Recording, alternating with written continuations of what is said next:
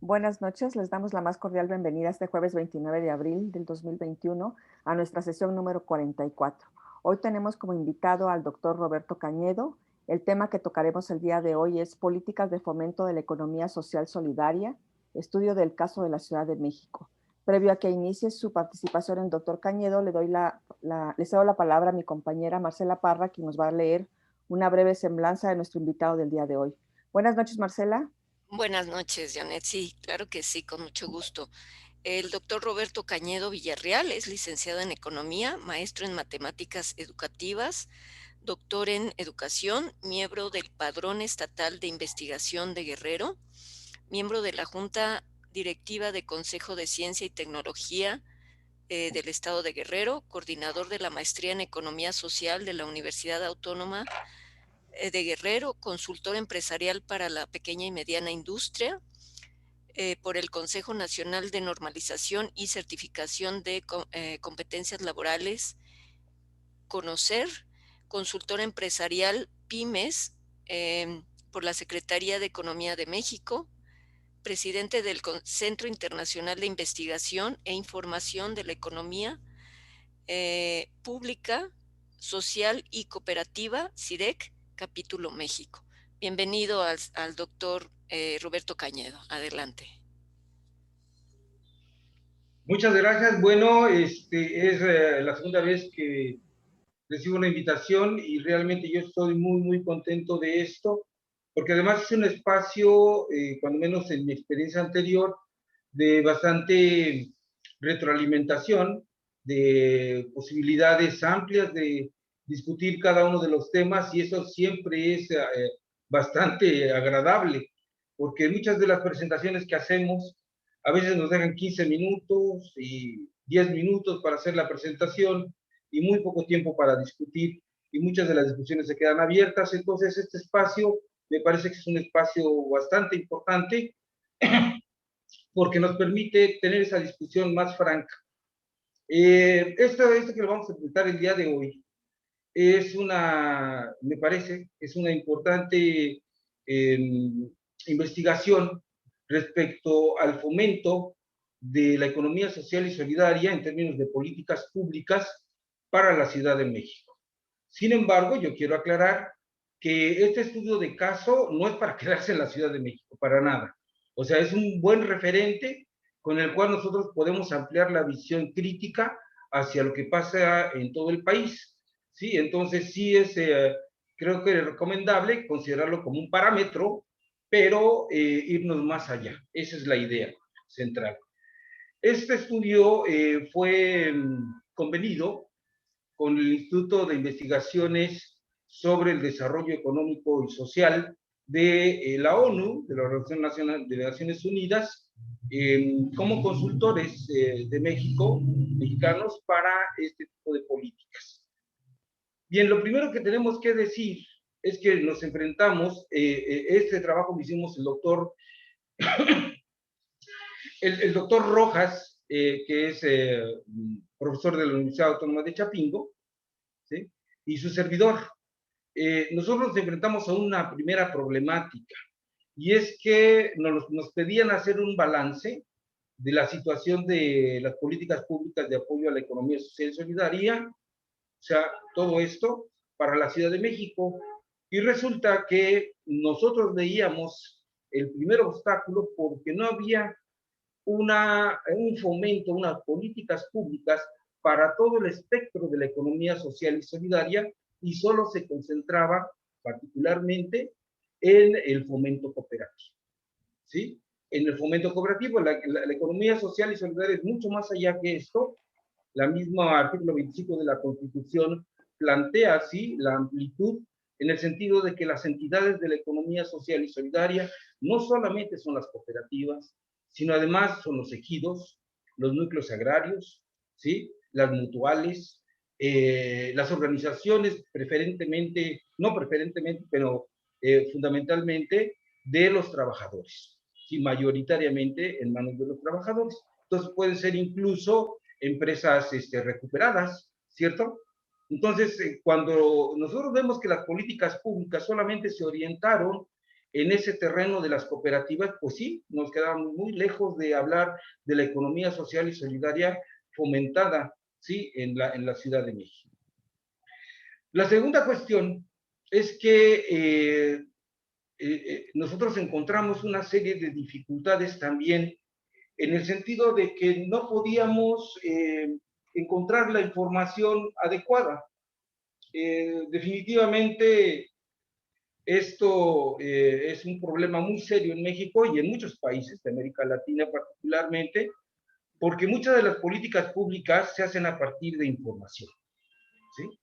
Y si no tenemos información, entonces, ¿cómo armamos política pública? ¿Cómo se arman los organismos que van a fomentarlo?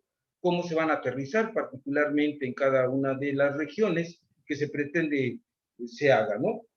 En México, por ejemplo, bueno, esto nos llevó a qué? A que hagamos un análisis fundamentalmente de la ley de fomento cooperativo, la ley federal, y su expresión ya práctica a nivel de la Ciudad de México. Bueno, el primer señalamiento que tenemos que hacer es que solamente en 6 estados de la República existe una ley de fomento cooperativo local, regional. Pues nada más tenemos la federal, ¿sí? Y solamente de estos 6 estados en los que hay ley de fomento cooperativo, solamente en la Ciudad de México tiene su ley reglamentaria. ¿Qué quiere decir esto? Que entonces no encontramos cómo implementarlo, a pesar de que existen las leyes locales, tampoco hay forma de implementarlo si no tienen sus leyes reglamentarias, ¿sí?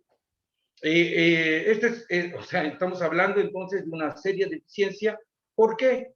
Porque cuando se llega al terreno de la provincia, no existen los organismos que la ley podría determinar como de fomento a la economía social y solidaria, y en particular de fomento cooperativo, ¿sí? Esta es, digamos, otra de las expresiones también que nosotros encontramos en la economía social y solidaria.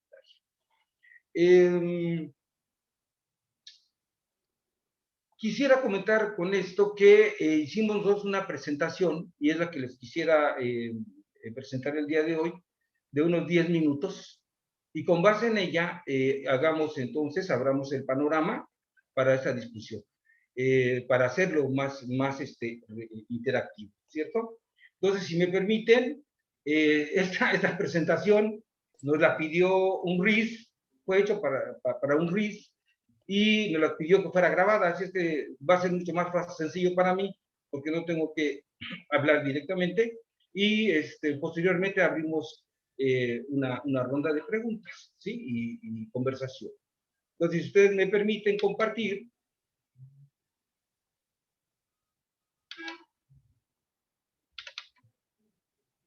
Ya se ve, ¿verdad? Sí. Listo. Bueno, entonces, si ustedes me permiten, damos paso a esta presentación. Sí, este estudio corresponde a la experiencia vivida en la Ciudad de México en cuanto a las características del diseño e implementación de políticas públicas orientadas al fomento y consolidación de la economía social y solidaria durante el periodo comprendido entre 2016 y 2019. Es preciso mencionar que existen antecedentes importantes que enmarcan este tipo de políticas en la Ciudad de México y que se remontan al año 2000.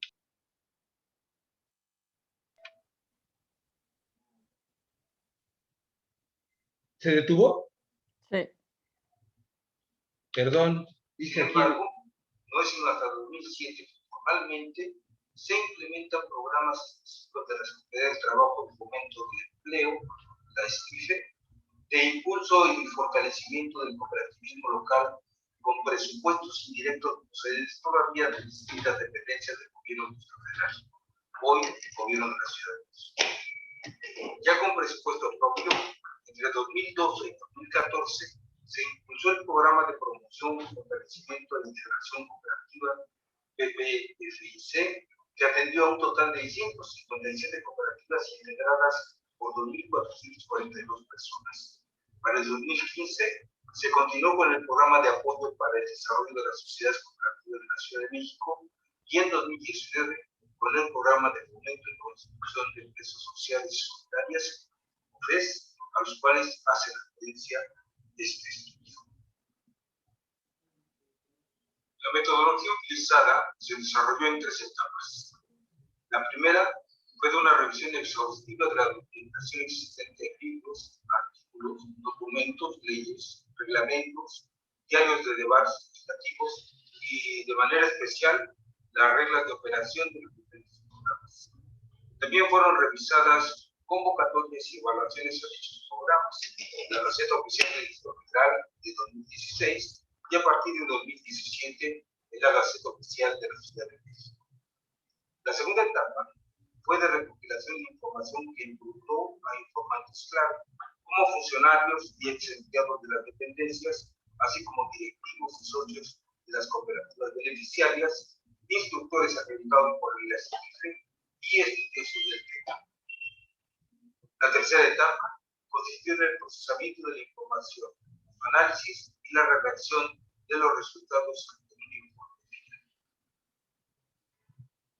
Los principales hallazgos de la investigación fueron los siguientes. En primer lugar, en este periodo de estudio, la política pública de fomento a la economía social y solidaria de la Ciudad de México se mantiene por la fuerza de la inercia legal e institucional y como producto de la presión de la demanda social existente. En segundo lugar, hay un elemento subsidiario, complementario y dependiente de la política social general del gobierno de la Ciudad de México, como programas encaminados al combate del mismo. En tercer lugar, entre 2015 y 2018 hay resultados modestos empañados por un manejo turbio tanto de funcionarios como de beneficiarios de los recursos del programa de apoyo a la economía social y solidaria. En cuarto lugar, desde 2019, con el FOCOFES, la política pública dio un giro significativo al introducir procedimientos administrativos fuertemente centralizados con los que se pretendía erradicar la corrupción. Sin embargo, su instrumentación incurrió en excesos como el despido masivo de personal, la no recontratación de los sectores formados y la no recuperación de los efectos positivos de los anteriores programas. En quinto lugar, como parte de la política de austeridad republicana vigente a nivel nacional y estatal, solo se contrató a una plantilla de 16 empleados, que resultó insuficiente para el tamaño de las metas que se debían alcanzar. De ahí que la estructura institucional fuera prácticamente desbordada por la magnitud de la demanda general. Su programa de impulso rápidamente alcanzó la meta final, pero la forma en que se constituyeron las cooperativas fue defectuosa, lo que permite intuir que muy pocas sobrevivirán incluso en el corto plazo. En el caso del subprograma de fomento, no se logró alcanzar la meta. En segundo lugar, el FOCOFES careció de precisión o claridad de escándalos. Los responsables de su corrupción siguen sin dimensionar, orientar o encauzar el potencial transformador e innovador de la economía social y solidaria. En lugar de ejecutar una política pública vital y orgánica, en diálogo permanente y constructivo con sus destinatarios, se aplica con un sentido instrumentario, limitándose a cumplir con la formalidad de sus procesos administrativos en cuanto al cumplimiento de metas cuantitativas, pero sin preocuparse en su orientación o conducción en un sentido estatus. El marco legal no se cumple ni se enriquece mediante la experiencia acumulada, por lo que prevalece la falta de sintonía con los avances logrados en el texto constitucional de la ciudad y su contraposición normativa con otros ordenamientos políticos como la ley de adquisiciones o la ley de desarrollo social, por citar solo dos ejemplos. Alinear toda la legislación aplicable a las empresas de la economía social y solidaria con la constitución local, así como una reforma integral de la ley de fomento cooperativo del Distrito Federal, que entre otras cosas posibilite el aterrizaje de la normativa en las alcaldías. La forma como se implementan los programas no es habitual. No se parte de un diagnóstico objetivo de las condiciones en las que las cooperativas despliegan sus actividades asociativas y empresariales. No hay estudios e investigaciones, y la ausencia de un directorio del universo de trabajo de la institución ejecutora que muestre cuántas y cuáles cooperativas se han apoyado y cuáles han sido los resultados tangibles de esa labor. Así, la elaboración de un directorio actualizado de cooperativas existentes en la Ciudad de México y de aquellas apoyadas por el STIFE es una tarea que no puede seguirse aplazando. Crear un patrón actualizado y confiable de cooperativas disponible en forma física y digital y de acceso libre y gratuito para el público. Hay, por otra parte, una excesiva rigidez para operar los programas y la corta duración de su concesión. Todos los procesos administrativos deben simplificarse y flexibilizarse, que sean menos complejos y burocráticos. Apostar por la digitalización de los trámites, incluyendo la entrega de documentos. Al agilizarlos, será posible incluso la publicación en línea de respuestas a las solicitudes de las cooperativas, lo que abonará la transparencia en el ejercicio de los recursos públicos. Este estudio recomienda, por un lado, reducir el número de visitas domiciliarias, para lo cual será indispensable establecer un procedimiento de georreferenciación de cada una de las cooperativas beneficiarias que garantice mantener actualizado su estatus en tiempo real. También se sugiere superar el cortoplacismo institucional, elaborando programas multianuales que permitan alcanzar metas de más largo alcance. En un plazo de 5 a 10 años, se podría crear un núcleo duro y consolidado de varias docenas de cooperativas que cumplen el rol de eje aglutinador y soporte de la acción social del resto de cooperativas de nueva creación o en proceso de consolidación, encaminados a lograr la autosostenibilidad del movimiento cooperativo local. Se plantea también poner límite a las figuras intermunicipales del manejo de las bases institucionales. Los cambios continuos de funcionarios de alto nivel y la incapacidad de formar equipos integrados de trabajo entre los mandos medios y operativos para garantizar la continuidad y coordinación adecuada de todos los programas. Es indispensable acabar con la falta de coordinación entre los distintos entes públicos involucrados, particularmente a nivel del gobierno de la Ciudad de México y de los gobiernos de las 16 alcaldías. Garantizar que los programas de fomento y social se sustraigan al manejo clientelar de cuotas para grupos de poder. Sería recomendable en los próximos años que se ponga el acento en los aspectos cualitativos, capacitación y acompañamiento técnico, y no en lo cuantitativo, como el número de cooperativas formadas o fortalecidas. Las metas de FOCOFES deben revisarse respecto a lo establecido en el ejercicio fiscal del 2019. Someter los programas a evaluaciones permanentes externas al gobierno de la Ciudad de México, retroalimentar y mejorar aspectos claves como la capacitación, la asistencia técnica, el apoyo financiero, el acceso a los mercados, la interlocución con el movimiento cooperativo y la difusión de los programas y sus logros. Muchas gracias.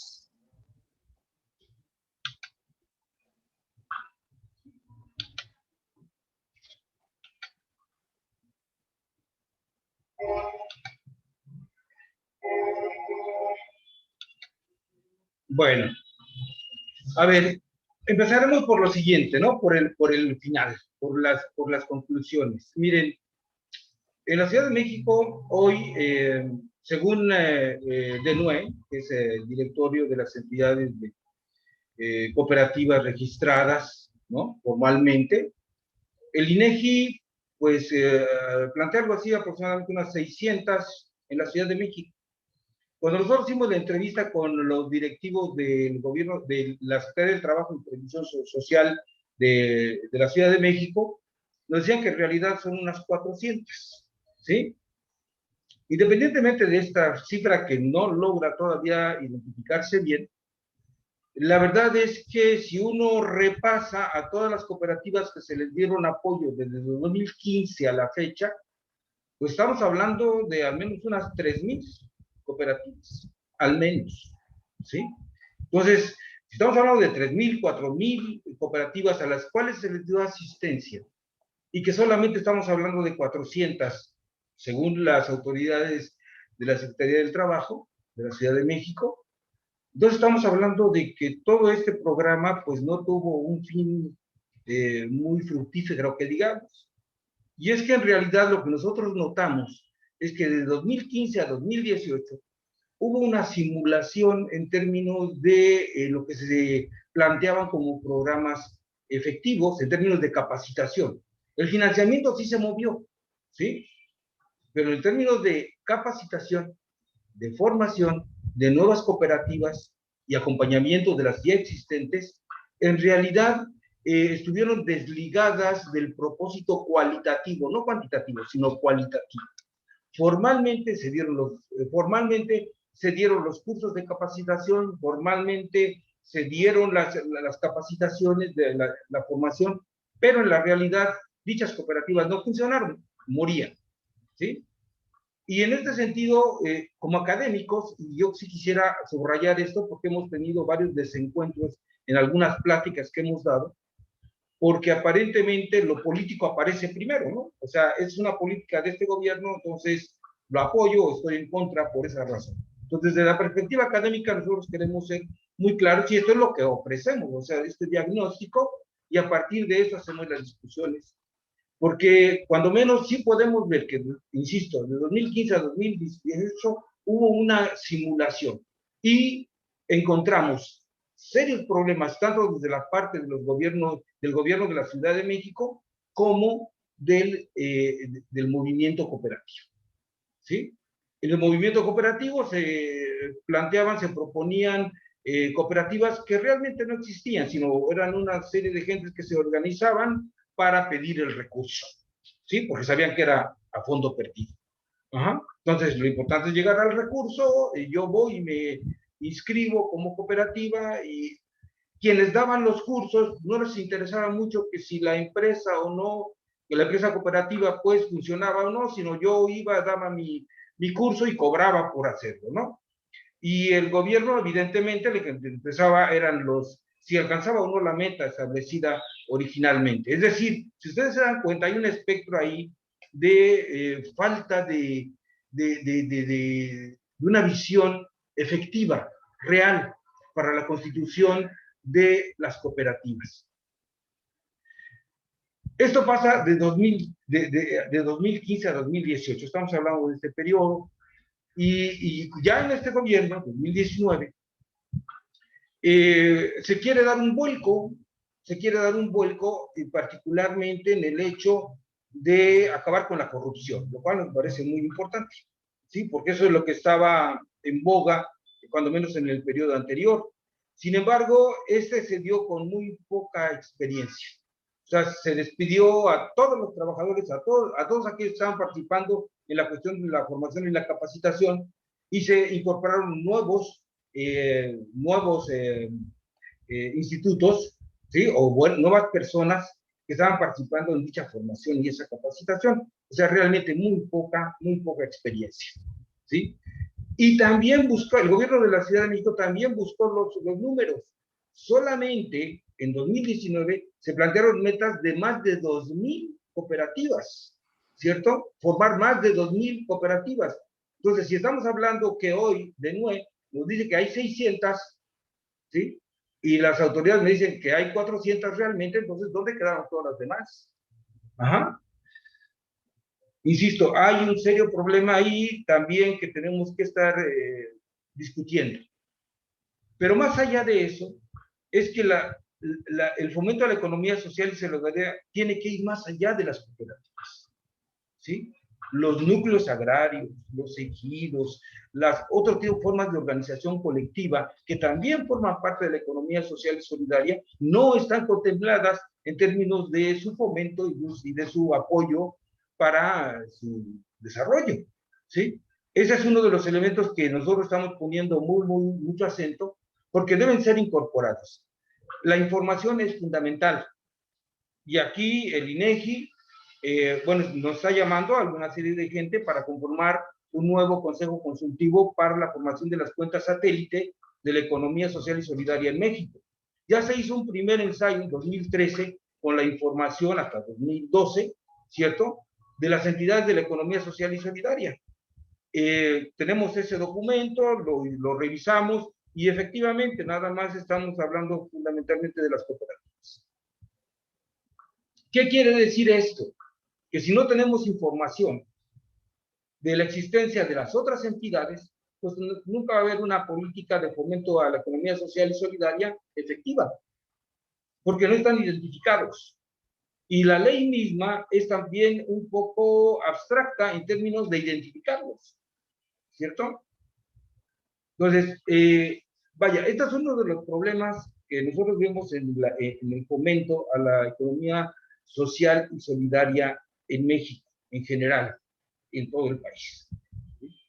Ahora bien, en términos socioeconómicos, el panorama que nos dejó 30, 40 años de neoliberalismo fue extraordinariamente destructivo, ¿no?, de las organizaciones colectivas, de las organizaciones sociales.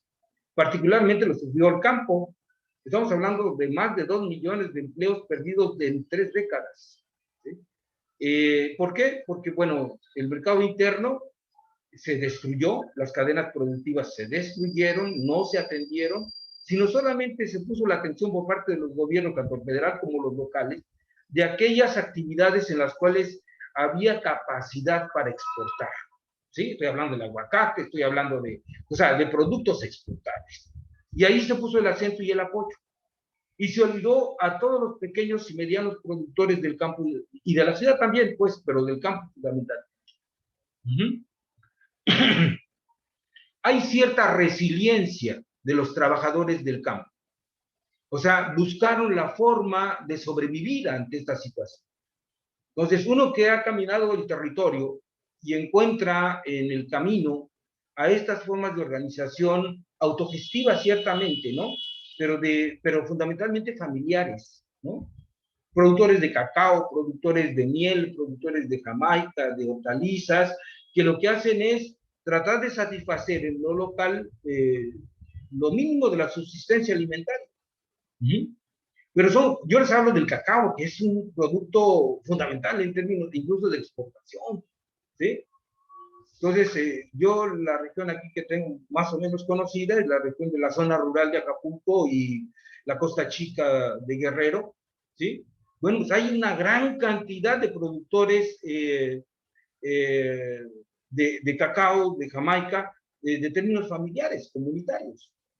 Pero como cadena no están organizados. O sea, no está organizado, se dejó una política de apoyo y de fomento a ese tipo de economías. Entonces, la ley la tenemos desde 2012, pero nunca fue implementada y hasta ahora creo yo, particularmente, que no ha sido bajada a la realidad, incluso en este gobierno. ¿Sí? No existe esa ley, esos organismos. El INAES es el organismo que está por la Constitución determinado como el organismo que impulsará y fomentará la economía social y solidaria. Su política actual es la formación de nodes, que cual me parece un excelente programa, porque permite conectar tanto a las entidades de la economía social y solidaria como a los gobiernos locales, los ayuntamientos, los gobiernos estatales, como las instituciones de educación superior. Creo que eso es muy importante, es muy interesante.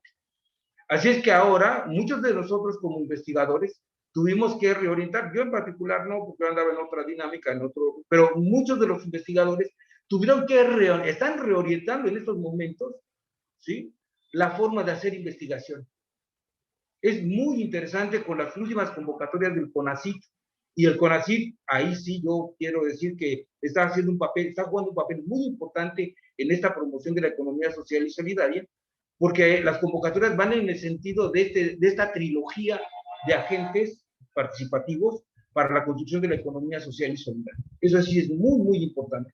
Y entonces ahora, yo tengo la experiencia muy particular, estamos el día de hoy, mejor dicho, el día de mañana se cierra una de las convocatorias y todos los investigadores ahora estamos metidos en eso, porque además son de multidisciplinares, ¿sí?, de multidisciplina.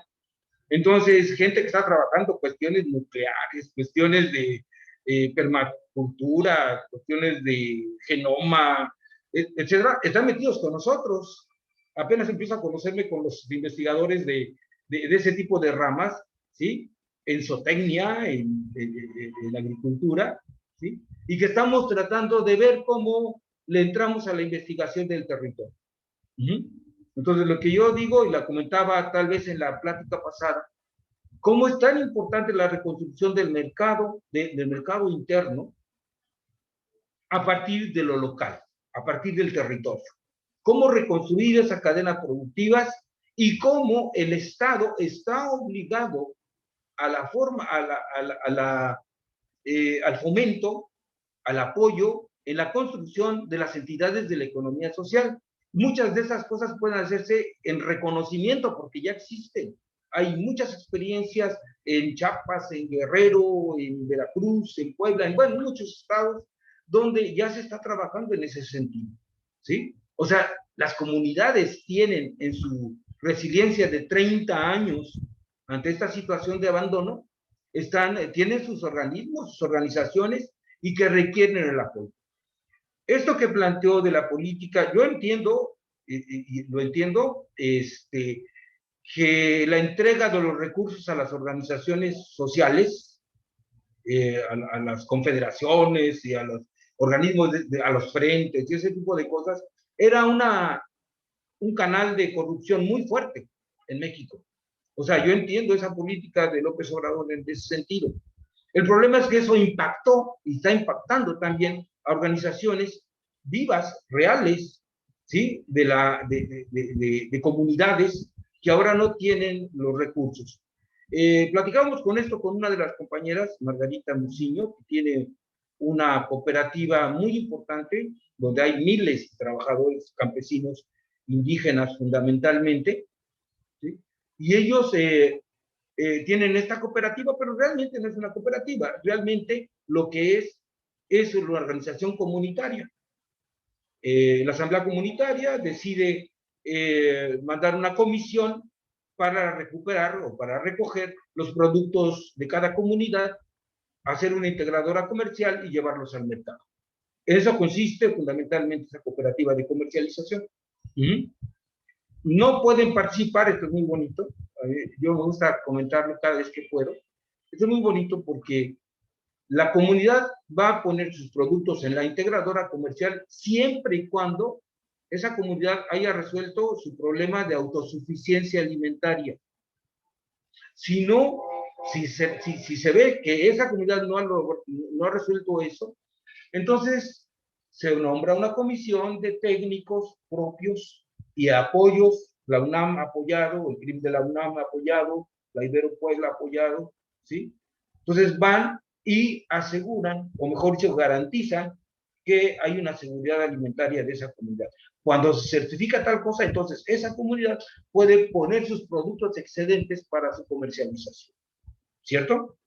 Pero esta cooperativa se llama Numa Gama Esquille Mepa, es Tlapaneco. Ajá. Esta organización ahora ya no tiene el recurso que antes se le daba, ¿sí? Como organización y que tenía gracias a la ley de fomento cooperativo, gracias a la ley de economía social y solidaria. Aunque siempre tenía que andar pidiendo, limosneando, pues, porque no había una ley local, tampoco de fomento cooperativo aquí en Guerrero, y ese era un gran problema. Pero ahora que los recursos ya no se dan de esa manera, sino de forma individual, pues se quedan sin recursos. Entonces, estaba platicando, les comentaba con ella sobre esta situación, cómo resolverla, y yo le planteaba, pues hay que ser autotestigos, ¿sí? Es decir, si ahora están dando el recurso de forma individual, pues que se hagan sus grupos de autoahorro y las cooperativas de ahorro y préstamo, ¿sí? Y las redes para financiar todos estos procesos. Bueno, esta es la situación que nosotros vimos a partir de la Ciudad de México, ¿sí? Y que conste que la Ciudad de México es la única que tiene una ley local con reglamento, con leyes reglamentarias. Todos los demás estados no lo tienen, ¿sí? Entonces son los que podrían tener la vanguardia en términos del fomento de la economía social y solidaria, y solamente se dedican a la parte de las cooperativas. Los demás lo dejan a un lado. Entonces no tenemos esos organismos, no tenemos esa estructura para la que esa política pública impacte realmente. Y hasta donde yo veo en la aprobada de este gobierno, no he encontrado que podamos caminar hacia allá, ¿sí? Al INAES, insisto, INAES es el que está por ley, ¿sí? Definida como el organismo de fomento de la economía social y solidaria. Al INAES en 2020 le quitaron 60% de su presupuesto. 2021 le quitaron otro tanto, no otro tanto, pero sí una cantidad, estamos hablando de casi el 80% de su presupuesto fue cercenado, ¿sí? Entonces, no vemos, vaya, no hay señales de que la economía social y solidaria sea realmente la política pública del sexenio. Y eso tenemos que decirlo fuerte también. ¿Para qué? Para que se vea por dónde ser. En fin, no sé, a mí me gustaría más escuchar sus preguntas, sus comentarios, porque esto nos permite hacer discusiones más ricas. Yo siempre aprendo de este tipo de pláticas. Así es que, bueno, les dejo a ustedes la palabra. Muchas gracias, doctor Roberto. Iniciamos con la segunda parte del programa. Ya saben ustedes cómo pedir la palabra. Puede ser por medio de participantes con la manita azul, por medio del chat o de manera física. Cualquiera que quiera hacer alguna intervención. Adelante, Joel Romero, te escuchamos. Sí, gracias. Buenas noches a todos. Bien, aquí yo creo que es necesario un poquito más de esfuerzo de articulación. Todo lo que nos menciona para el Distrito Federal, pues es de vanguardia, pero estados de la República, como Tlaxcala o Puebla, que tienen ya una historia también de cooperativas, la riqueza que pudiéramos tener por el lado de sus experiencias para alimentar lo que significa el marco regulatorio del Distrito Federal, aprovechando que ya tiene, como usted lo dice, tanto la ley, reglamento y algunas otras disposiciones. Yo creo que hace falta un poquito más que dentro de los nodes, como ahora usted lo menciona, que las instituciones juegan un papel más importante y sobre todo Chapingo y la Ibero Puebla y las de Chihuahua y las de todas partes empiecen a interactuar muy fuerte dentro de los nodes, dada su experiencia, dada su capacitación en el pasado, y que sobre todo tengamos un documento eje. En la sesión anterior pues hubo un documento de lo que es un diagnóstico de la economía social y solidaria, donde vienen algunos datos, pues si quiere llamarle atrasados, anteriores, es muy bueno. Ahora, por el otro lado, si bien es cierto que se le ha recortado el presupuesto, así como usted lo menciona al INAES, pero a estas alturas ya necesitaríamos una base de datos de acceso público para conocer a los productores de ejidos, comunidades, cooperativas, uniones de ejidos, donde pudiéramos nosotros revisar cuál es su grado de calidad de producto y sobre todo que ya en un ámbito de las cooperativas entre ellas se ayuden. Las cajas de ahorro y préstamo como cooperativas expendan o muestren los productos de otras cooperativas, la de calzado en un sábado, el otro sábado de productos agrícolas, el otro sábado de prendas de vestir y así. Lo importante es que sábado y domingo las cooperativas Se está perdiendo el sonido. tengan, dado que los ahorradores van mucho esos días, tengan ese acercamiento hacia la población. Porque literalmente estamos viviendo la vida de cada cooperativa en el sentido de ahorro, en el sentido de producción, en el sentido de servicio, y solamente unos cuantos convencidos que están al seno de la cooperativa, pues están ahí apoyando. Pero necesitamos que haya una diversidad de apoyo de cooperativas para que esto, bueno, y así como las cooperativas, también los ejidos, las sociedades mutuales también, y sea una verdadera interacción a todo nivel.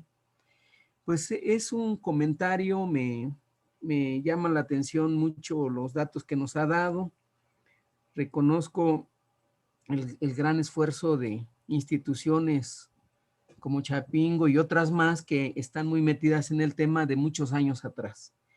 Es mi comentario y bueno, pues sería este. Y sobre todo es lastimero que las consultorías que usted menciona que nada más querían cobrar.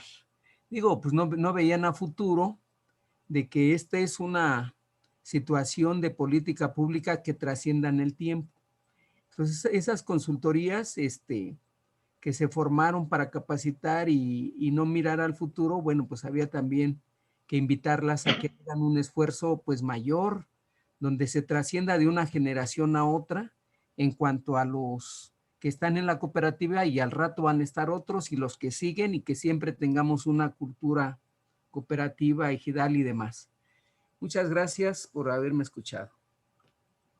Gracias, Joel. Hombre, caray, el comentario es muy profundo y muy importante porque nos da pie a ver las cosas más seriamente. Miren, cuando se habla de un fomento de política pública, ¿sí?, al desarrollo económico, se plantean una serie de programas y de convenios y de contratos. Estoy hablando antes de 2018, ¿cierto? Y entonces, ¿qué hacemos? Pues hay que impulsar a la industria de la construcción. Y entonces vienen los convenios del gobierno, contrata a ICA, contrata a las grandes empresas constructoras, y a partir de eso se habla del impulso al desarrollo económico, ¿sí? Y de esa misma manera se hacen convenios, CONACYT tenía enormes convenios con IBM, con muchas empresas a las cuales subsidiaba para realizar investigación, ¿sí? Y que al final quedaban en manos del CIBERJ ya, y de la Ford, y de etcétera. A ver, ¿de qué estoy hablando? Estoy hablando de política pública hacia el desarrollo económico. Entonces, si yo estoy pensando en la economía social y solidaria, tengo que pensar entonces ley de fomento, ¿sí?, para el desarrollo. Y entonces tengo que contratar a las cooperativas, tengo que hacer política de fuertes convenios de desarrollo de ese tipo de propuestas. Miren, nosotros estuvimos haciendo estudios también allá en Brasil, y en el caso particular de Campiñas y de Sao Paulo, y una de las políticas de fomento cooperativo era que la comercialización del PET únicamente la podían hacer las cooperativas, ¿sí? Las cooperativas. Entonces, en estos estados, solamente las cooperativas se organizaban, los trabajadores en cooperativas, y hacían la recolección del PET, su procesamiento y su entrega para el consumo industrial. Este es un ejemplo, ¿sí?, de cómo el gobierno puede fomentar a partir de una serie de políticas específicas, ¿sí?, y cómo se requieren fuertes recursos para llevar adelante esto, ¿sí? A mí me parece que esto de Sembrando Vida es un buen ejemplo, ¿sí? Es un buen ejemplo, es una política que vale la pena para la construcción de las cooperativas, de ese tipo de organizaciones, pero es uno. Necesitamos más y más profundos que reconstruyan toda la cadena productiva en general. Y sí, efectivamente, o sea, las consultorías privadas, lo que les interesaba es nada más lograr el billete y se acabó, no hay más. O sea, no tenían interés. En cambio, como universitarios, como gente de las instituciones de educación superior, cuando estamos tocando terreno y somos directamente los que estamos en territorio junto a esas organizaciones, hay otro tipo de interés, nace otro tipo de interés, ¿sí? Yo trabajo con la maestría en economía social, y mis estudiantes, bueno, la maestría es profesionalizante, todos los estudiantes se van a territorio desde el primer semestre, todos, ¿sí? Y cuando regresan y empezamos a platicar sus experiencias, yo leo hermenéuticamente no solamente lo que me están diciendo, sino lo que están sintiendo, ¿sí? ¿Por qué? Porque los estudiantes son son su sangre, son sus paisanos, viven y sienten la pobreza. Entonces, cuando les digo que hay que hacer un acompañamiento para darle fortalecimiento a la cooperativa, a que formen su cooperativa, a que formen sus grupos de comercialización, etcétera. O sea, no solamente es la técnica, no solamente es la capacitación lo que van a hacer los muchachos, sino es una integración con la gente, es construir un lazo más allá de lo económico, ¿sí? Está construyendo, reconstruyendo el tejido social de otra manera. Eso me parece que es muy, muy importante y verlo ya no como negocio, sino como una perspectiva diferente. Perdón, ya me metí mucho en esto. No sé si sea la dinámica o hay que esperar todas las preguntas e intervenciones. No, está perfecto, está perfecto. A veces trabajamos con 2, 3 intervenciones de los participantes y usted responde y en otras ocasiones con uno a uno, o sea, como se dio en el momento. Bueno. Ahorita tenemos la intervención de Marcela Parra. Adelante, Marcela. Sí, gracias, Janet. Ok, sí, pues como mencionaba el doctor Cañedo, efectivamente el neoliberalismo dio al traste, ¿no? Totalmente, fue una destrucción de toda la complejidad y el desarrollo interno local de México. Entonces, en ese sentido, pienso que la única fuerza realmente para fomentar el desarrollo y cualquier forma de desarrollo cooperativo, de pymes, etcétera, que puede haber, viene del Estado, definitivamente. Cualquier organismo que quiera hacer un fomento a la economía social y solidaria, a cualquier otra iniciativa, siento que se queda muy por detrás. Y como usted dice, si este gobierno no lo hace, no veo de dónde saldrán las fuerzas para que esto suceda, ¿no? Ahora, el Tratado de Libre Comercio, yo sé, y bueno, aquí usted me lo podría aclarar, yo sé que impedía que el campo fuera apoyado por el gobierno, ¿no? Estados Unidos, en cambio, sí apoya el campo, ¿no? Le da recursos, le da todo lo que le requiere el campo. Pero con el Tratado de Libre Comercio a México se le impidió que el gobierno apoyara al campo, ¿no? Entonces, hay un libro muy, muy interesante de un escritor argentino, me parece que se llama Hugo Pipitone, no sé si lo ha leído, y él habla sobre el desarrollo, ¿no? Y dice que para que un país crezca realmente y se desarrolle, se tienen que desarrollar 3 ramas principales, ¿no? La alimentación, el comercio y un Estado fuerte. Y hasta que esto no suceda, yo pienso que todas las iniciativas por parte de instituciones desafortunadamente no llegan a ningún lado, ¿no? Entonces, no sé cuál sea su punto de vista al respecto. Bueno, estoy totalmente de acuerdo. Miren, hoy los granos, el frijol, el maíz y en general, los granos, su precio no está definido por el mercado interno, ¿no? O sea, son precios internacionales, ¿no? Que se basan en la especulación fundamentalmente, ¿sí? Y los realmente competitivos a nivel internacional es Rusia, es Canadá, es Estados Unidos, es Francia, ¿cierto? Y ellos subsidian hasta en un 60 o 70% de sus producciones de grano. Entonces, no han podido llegar a un acuerdo en términos de reducción de subsidios a la producción y sin embargo a nosotros sí nos ponen restricciones para ese tipo de subsidios porque estaríamos violentando el Tratado de Libre Comercio. Entonces, es hipócrita, no solamente eso, sino muchas otras de las políticas que a nosotros se nos implementan, ¿no? Que, bueno, son terribles. Todo lo que está saliendo a flote realmente es espeluznante. cuando se ven el tipo de contratos para la cuestión de explotación de minas, ¿sí? Sí. De las minas, de la explotación del petróleo, de los energéticos en general, bueno, es una cosa desagradable realmente. Yo creo que va a seguir saliendo ese tipo de situaciones tan desagradables, ¿no? Pero están en un entramado, quiero decir, en un entramado jurídico normativo muy fuerte. O sea, desmontar toda la normatividad que apoya este tipo de negociaciones va a ser muy, muy difícil.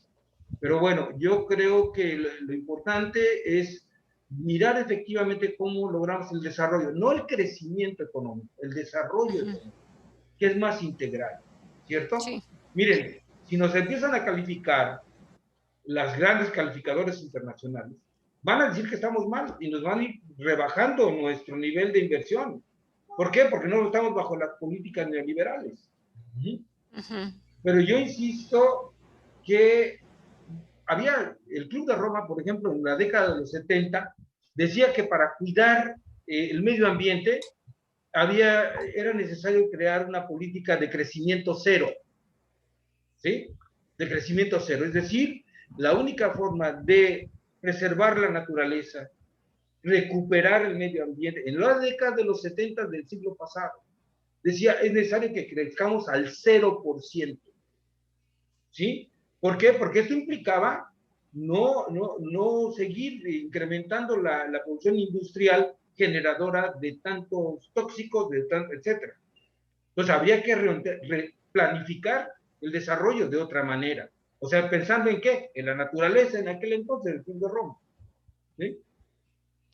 En este momento, si nosotros vemos que la economía social y sanitaria tiene como ejes, como dos de sus columnas que la soportan, el bienestar de las personas y la preservación de la naturaleza, y si en función de esto se construye o se planifica el desarrollo, entonces dense cuenta que el crecimiento económico no es, ni es posible, ni es recomendable.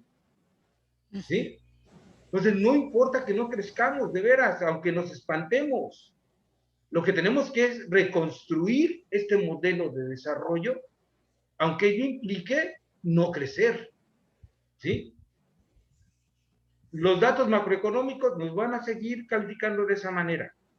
Y vamos a sentir, todavía no lo sentimos con toda su fuerza, pero yo creo que en un año más, si las políticas planteadas por el actual gobierno, la legislación, su modificación, empiezan a tomar forma, vamos a empezar con los amparos internacionales y un golpeteo muy, muy fuerte. Si ustedes saben, ya estamos dentro de la lista de los países que con problemas, junto con Cuba, con Venezuela y de otros, dentro de la perspectiva de los Estados Unidos. ¿Sí? ¿Por qué? Porque no estamos afectando sus intereses financieros y comerciales en México. ¿Sí? Eso es algo que nosotros tenemos que ver y pasa de la economía a la política, ¿cierto? Hay que verlo esto, yo digo, mucho más integral. Entonces, definitivamente la reconstrucción del desarrollo, planificar el desarrollo, hoy implica modificar completamente el modelo, insisto, y hacerlo desde lo local, desde el territorio.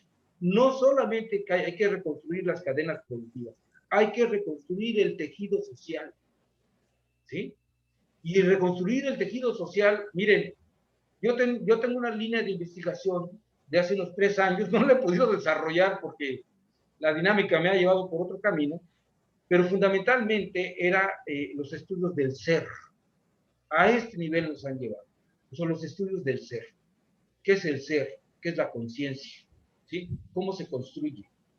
¿Cómo te generas como persona? ¿Cómo le das sentido a tu existencia? O sea, cuando hablo del tejido social, estoy viendo hasta la misma persona. O sea, tenemos que reconstruir principios y valores, ¿sí? Que la economía social y solidaria nos las da y nos los aporta. Todo el mundo sabemos lo que es la justicia y podemos pasar un examen de ética aquí, sabiendo lo que es la libertad y sabiendo lo que es la honestidad, la responsabilidad de veras. Todos podemos sacar 10. Ahora yo pregunto, ¿Cuántos de estos valores realmente los ejercemos? Yo les pongo un ejemplo muy burdo, muy vulgar, pero que me parece muy expresivo. Uno va, está formado en o va a comprar tortillas, si ve a su primo que está en el segundo lugar ahí de la fila, va y le pide que le saque 1 kilo. ¿Sí? Y eso no es justo, ¿cierto? Pero lo hacemos.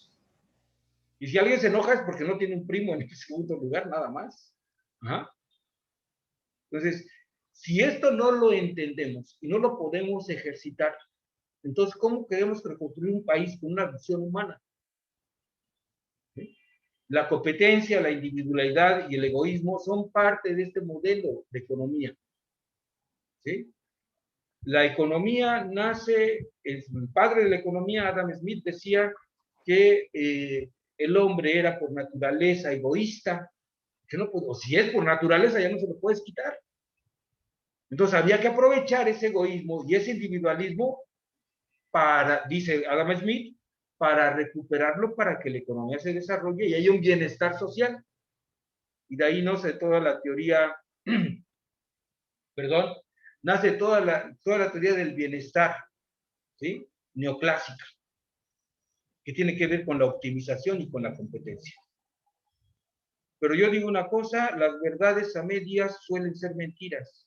Y yo sí acepto que por naturaleza el ser humano es egoísta, pero también por naturaleza es cooperativo y es solidario, también por naturaleza.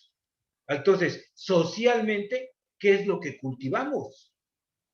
Si ambas cosas están en nuestro ser, ¿qué es lo que cultivamos? Si ellos decidieron cultivar la competencia, la confrontación, nosotros podemos cultivar la solidaridad y la cooperación. O sea, estoy hasta este punto, qué bueno que nos llegamos a colación, porque vean, esto da una minucia que viene desde el ser humano hasta las políticas públicas, ¿cierto? O sea, todas las políticas públicas se construyen con base en algo, y ese algo es el ser humano, en organización. Y esa reconstrucción para mí del tejido social es más importante todavía que la misma economía. Porque la economía es un producto de esa organización social, humana. En fin, yo lo veo más por ahí, ¿no? A lo mejor fui muy lejos, pero yo lo veo por ahí. Muchas gracias, doctor. No sé si alguien más desea participar. Elisa, adelante, por favor.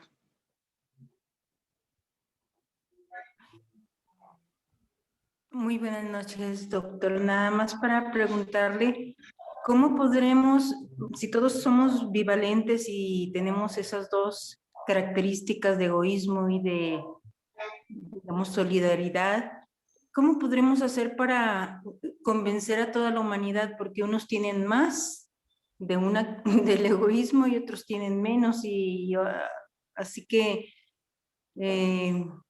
dando más y más de cada uno, siempre siendo generosos, aunque los demás se comporten egoístas. Y esto no solo a nivel local y nacional, sino a nivel pues global, porque las grandes guerras están dadas por esa gran ambición, ese gran egoísmo, esa gran pues, lucha por el poder. Entonces necesitaríamos, como dice, como son los principios de esta Constitución, desde los niños enseñarles al cooperativismo como ahorita que está el problema de que no se les está atendiendo bien a los campesinos y a otros sectores de la sociedad por parte del gobierno actual, cómo poder convencer a los gobiernos para que cambien la actitud y mejoren sus programas para que todo el mundo reciba ese bienestar, esa solidaridad de todos con todos. Es que convencer, no sé, cómo usted podría ayudarnos a dilucidar un convencimiento real, o sea, claro para cada cada mente, sea como sea su estructura mental? Bueno, a ver, Wallerstein, Emmanuel Wallerstein, nos proponía que cuando hagamos un análisis de la sociedad, del desarrollo humano, tengamos dos tipos de lentes o un macroscopio y un microscopio, ¿sí? Y cuando vemos con microscopio los procesos sociales, la verdad que no tiene salida. O sea, uno hace el análisis de la situación actual y vemos al vecino y vemos a la gente más cercana, digamos, con esto no se puede. O sea, no va a cambiar. ¿Cuándo? Es una cosa que está metida y no le vemos salida, ¿sí? Entonces lo que dice Wallerstein es que eso es cierto, pero si tú ves los procesos con un macroscopio y ves las tendencias históricas de la sociedad, te das cuenta que sí hay cambios, ¿sí? Que sí hay cambios. Entonces, vaya, ¿cuál sería el corolario de todo esto? Que el que no tiene paciencia pierde en esto. O sea, la paciencia es algo fundamental, ¿sí? Que sabemos que no es para nosotros lo que estamos haciendo, que no vamos a alcanzar la meta en nuestra vida y que va a quedar para las siguientes generaciones. Es decir, el problema de la transformación es un problema generacional, es cultural, y la cultura tiene una relativa permanencia, ¿sí? en nuestras actitudes, ¿no? Entonces, lo primero es una advertencia. Por favor, no se desesperen. Y tenemos una guía. Vamos a la segunda parte. Tenemos una guía para hacerlo. Los principios y valores de la economía social y solidaria. Entonces, estos son mis guías. O sea, con ellos veo, los discuto, los del cooperativismo, véanlos. ¿Sí? Y entonces, eso es lo que estamos trabajando. A ver, ¿cómo hacemos nosotros, en este caso, respondiendo ya directamente a su pregunta, qué hacemos nosotros cuando vamos a una comunidad? Tenemos tres tipos de organizaciones que nosotros estamos atendiendo: convocados, organizados y consolidados, ¿cierto? Así los clasificamos nosotros. Convocamos a gente y la gente va, la que quiere hacer algo y no sabe exactamente qué, ¿sí? Hay gente que ya está organizada y quiere hacer algo, pero no sabe cómo hacerlo, ni con qué figura jurídica, no, pero ya están organizados, vaya. Y la tercera, que ya es una cooperativa, ya es una unión de crédito, ya es, o sea, ya tienen ahí, ¿no? Ya están organizados. Y a pesar de eso, para nosotros las tres organizaciones son iguales. ¿Por qué? Porque lo primero que hacemos es la sensibilización. Vamos y les platicamos qué es la economía social y solidaria, cuáles son los principios y valores de la economía social y solidaria y cuáles son las figuras de la economía social y solidaria. Después pasamos a un diagnóstico y después del diagnóstico al plan de trabajo. Pero esta primera parte no es para trabajarla, regularmente lo trabajamos en dos talleres o tres días de taller, dependiendo, ¿no? Somos muy flexibles, aquí eso es algo que he trabajado mucho con los muchachos, con los estudiantes, señores, aquí está la guía por donde hay que trabajar y nada está cerrado. Si necesitas en un día y en un día lo haces, perfecto. Pero si necesitas 4 o 5 para hacer eso mismo, tienes que hacerlo así. O sea, lo importante es el objetivo que quieres lograr. Y en la cuestión de los principios y valores de la economía social y solidaria, son para presentarlos. Los 3 primeros talleres es para que sepan cuáles son, nada más. Ni crean que después del taller ya salen justos, libres, no sé, autogestionarios, para nada, ¿no? Ni autónomos. O sea, uno lee a la gente cuando está ahí. Voy a hacer una anécdota. Cuando estudié mi doctorado, lo hice en Costa Rica, y nuestro profesor de filología empezó a hacer una caracterización porque éramos de diferentes países, colombianos, venezolanos, argentinos, chilenos, estábamos ahí. Y entonces el filólogo lo que empezó a hacer una caracterización por nacionalidad, ¿no? Entonces todos nos moríamos de risa por la caracterización que hacían de los colombianos son así. Cuando llegamos al caso de los mexicanos, ¿sí? Nos dijeron, a los mexicanos no les crean. Porque si hoy yo te cita, oye, nos vemos mañana a las 7 de la mañana, el mexicano te dice, sí. Dice, no termina de darse la vuelta, cuando te dice, va a estar a las 7 de la mañana. O sea, no fue capaz de decir no, sino dijo sí, y no va a llegar a las 7 de la mañana. ¿Sí? A ver, esto es algo muy mexicano. Es parte de nuestra cultura. Tenemos que saber, tenemos que entender esas cosas. Entonces, cuando vamos a un grupo, ¿saben qué está empezando? Es qué nos traen, qué nos van a dar. ¿Sí? A ver, ¿entendieron lo que es la justicia? Sí, sí, perfecta, sí, ¿no? Nos vemos dentro de 8 días. Bueno, nos vemos.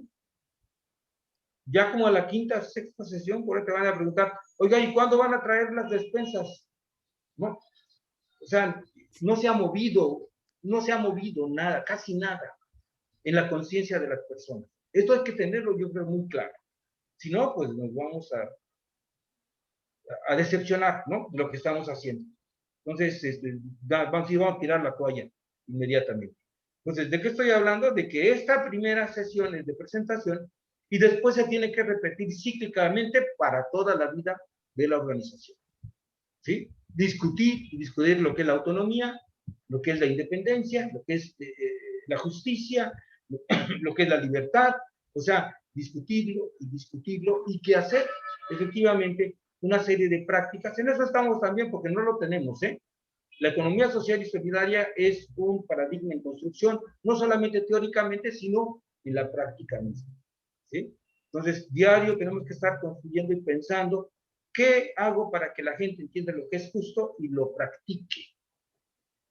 Eso requiere mucho, de veras, mucho trabajo de la academia, mucho trabajo de los investigadores para generar ese tipo de, si no manuales, ese tipo de indicaciones. ¿No? Bueno, yo contestaría más o menos a su participación. Muchas gracias, sí es cierto. La práctica es la clave, pero la disciplina y el entender, el abrir la conciencia, el creer en que todos tenemos esa esencia del ser que nos humaniza, que nos hermana, que nos puede hacer crecer en grupo, pero qué difícil que todos lo crean. Sí. Sí, pero uno puede parecer hasta egoísta, ¿eh? O sea, si uno quiere ver lo que está, el producto de lo que está haciendo, hasta puede ser vanidoso, ¿no? Es decir, quiero ver que mi producto, ¿dónde está? Yo estoy trabajando tanto esto y no veo nada. No, pues espérate, no lo vas a ver, ¿sí? Lo bonito de las utopías, ¿sí? Y la economía social, discúlpenme, pero la economía social y solidaria es una utopía, ¿sí? Y como utopía es inalcanzable. Va a decir, no es cierto, espérame, sí, espérame, pero denme chance. Sí, es un lugar al cual se requiere un camino para llegar. Lo importante es caminar ese camino. Sí. ¿Sí? Lo importante no es el puerto de llegada, sino el camino que estamos siguiendo para alcanzarlo. ¿Sí? ¿Qué tanto vamos a poder lograr? Yo no lo sé. Muchas gracias. Muchas gracias. Doctor Murrieta. Tenemos dos. ¿Cómo le va? ¿Qué tal, Roberto? Muy interesante, venía yo manejando, pero venía yo escuchando toda la charla y pues en primer lugar admirarte y felicitarte por pues el manejo que tienes de toda esta información y la visión tan clara sobre la problemática que tiene la economía social y solidaria y pues esta clave que me llama mucho la atención que dices que ya no es solamente un problema económico, sino filosófico y diría yo por mi profesión psicológico también, ¿no? Entonces, pues nosotros le estamos, con este seminario, estamos apostando mucho por la autogestión, bajo el principio de que la organización mueve montañas, o sea, puede hacer, si sabemos combinar. El problema es que dices, bueno, hay tantos vicios que pareciera que no se pueden remontar y pareciera que es un problema de conciencia, pero nosotros desde la psicología y la psicología cooperativa, cuando lo estamos estudiando, lo estamos analizando, y bueno, yo me interesa mucho articular contigo todo lo que estamos haciendo porque creo que eres un pilar, pero por ejemplo, algunas de las cosas que yo podría aportar en este diálogo es que los valores no entran por conciencia, entran, digo yo, por afecto, por emociones. Entonces, necesitamos una visión integral donde desde que la educación, la escuela, se vuelva más cooperativa, ¿verdad? Y que las cooperativas no solamente, incluso en las escuelas, en las empresas capitalistas, hay trabajo para generar procesos emocionales de integración. Y eso en las cooperativas se ha descuidado bastante, precisamente por la reificación, diría yo, de la conciencia que viene desde la idea de la conciencia de clase de Marx. No es tan Hegel eso, pero sí en Marx, y entonces se piensa mucho, es Occidente pensando que la conciencia es la clave. Y nosotros estamos encontrando que lo que mueve es la emoción. De hecho, la etimología de emoción significa eso, lo que mueve. Así como evaluación, lo que evalúa. Emoción, lo que mueve. Entonces estamos los psicólogos, en particular yo he estado trabajando mucho en entender los procesos emocionales y cómo se construyen. Por ejemplo, una de las habilidades que necesitamos es generar consensos, no sabemos, la gente va y se pelea con mucha facilidad y supuestamente es cooperativista, pero con mucha facilidad entra la parte individualista. Entonces hay todo un proceso de ejercicios y de dinámicas que se deben generar en una empresa cooperativa para que se dé esta sensación de hermandad, de generosidad. Y pues hay algunas historias de éxito que tú debes conocer, como me está llamando mucho la atención estos de Tosepan, que tienen una historia de éxito bastante interesante. Y yo quería decir, por ejemplo, que la cultura la tendríamos que ver como diversa, ¿no? Porque si tú me dices a mí, que soy mexicano, nos vemos a mañana a las 7 de la mañana, yo mañana estoy a las 7 de la mañana y probablemente Janet también, y Marcela también, y Elisa también, y probablemente Álvaro también, Pati Hurtado, todos los que están aquí. Entonces somos un sector de la cultura que estamos tratando de ser al mismo tiempo sistemáticos, formales, pero también sensibles, afectivos, porque parece que históricamente Occidente disoció. Los que son sistemáticos son fríos y ahí están llenos de drogadicción, ¿no? Todos los países ricos están llenos de suicidio, de drogadicción, de depresión. Y Noruega es una cosa terrible, el país por per cápita más rico que es Noruega. Vean los videos que hay sobre Noruega en YouTube y es una cosa terrible. Japón, desde el punto de vista emocional, son cosas terribles. Estados Unidos, ¿no? Suiza, todos los países ricos tienen situaciones emocionales muy complicadas. Entonces parece que está disociado. Si eres sistemático, entonces no eres sensible, eres frío. Y si eres sensible, pues entonces eres un relajo, que es América Latina, ¿no? Es un desmadre. Y la idea que estamos dibujando es integrar esas dos esferas, sistematicidad y sensibilidad o afectividad. Y eso es lo que estamos llamando sociedad del afecto. Y estamos ya planteando, no sé si tú lo sepas, Roberto, un proyecto constitucional alternativo con este enfoque de integrar los afectos, porque tiene que ver la familia, porque uno quiere llegar a la empresa cooperativa, pero si están formados toda la vida para ser empleados y para ser egoístas. Entonces, es una reeducación y tiene que haber ahí intervención psicológica para ver cómo se genera, sobre todo estabilidad para manejo de conflictos y para generar consensos. Un falso elemento que veíamos la sesión anterior, que también estuvo muy interesante sobre la democracia, es manejar las votaciones y como si fuera lo más valioso, ¿no? Entonces votas, si dices nos vemos a las 11 o a las 12, ¿quién vota por las 11 a las 12? No hay problema. Cosas sencillas, no hay problema. Pero una cosa más o menos esencial, donde el 51% vota para un lado y el 49% para el otro, es una división.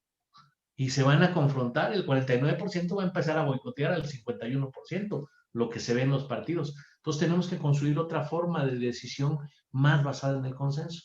Pero eso necesita una habilidad nueva que no está, porque tenemos la tradición desde la Revolución Francesa hasta la actualidad de la votación-mutación y se pelean fácilmente. Bueno, ese era como mi comentario, y que obviamente la psicología, yo soy psicólogo, soy filósofo, estamos metidos ahí en ver esto que decías del ser, de la conciencia, de los valores, los afectos, cómo se pueden conducir. Y la idea a la que yo repito un poquito es integral: familia, escuela, cooperativas, cuestiones políticas, todo en un ensamblaje, y por eso la idea de la nueva constitución alternativa, ¿no? Y yo te quería hacer una pregunta específica, porque parece que los caminos estuvieran cerrados un poquito en lo que tú nos planteabas de panorama. Si el Estado ayuda, entre que corrompe, hay intereses políticos superlativos, hay dependencia y además el Estado tiene, aún el de López Obrador, tiene amarres económico-políticos que no puede fácilmente cambiar, ¿eh? O sea, si ven, recientemente nos pasaron un video donde le pregunta a un periodista, oye, ¿y por qué no se arman cooperativas en torno al Tren del Istmo y el Tren Maya? Y López Obrador evade, no le quiere entrar de frente a este tema de la economía social y solidaria. Y él se maneja sin duda dentro del marco capitalista. Y dentro de eso quiere que haya honestidad y más o menos reparto, que los pobres no sean tan pobres, pero no está, por lo menos en su perspectiva, que yo haya visto históricamente, hacer un cambio sobre el capitalismo. Incluso él evita la palabra capitalista, dice neoliberalismo, pero no dice capitalismo. Y cuando dice capitalismo, dice que Marx estaba equivocado y que no era tan así, ¿no? Es decir, suaviza el capitalismo. Entonces yo te quería hacer una pregunta, porque digo, bueno, por un lado yo veo la autogestión, no solamente la autogestión de una cooperativa, sino de un sistema de cooperativas y de propuestas económicas que pudieran funcionar. Tú lo decías, las cadenas de producción, pero verlas no cooperativa por cooperativa, sino el ensamblaje de las monedas comunitarias, de las cajas de ahorro y crédito, que hay que ver cómo funcionan, y de las cooperativas, y ir haciendo ensamblaje. Pero la otra, que es la pregunta que te quiero hacer, por un lado esto de la autogestión, y más específicamente, una de las ideas que yo tengo es que los sindicatos pudieran empezar a reivindicar la compra de sus empresas. Un poco lo que pasó con Pascual, aunque ahí fue una huelga prolongada y tronó, pero finalmente se quedó Pascual con la empresa.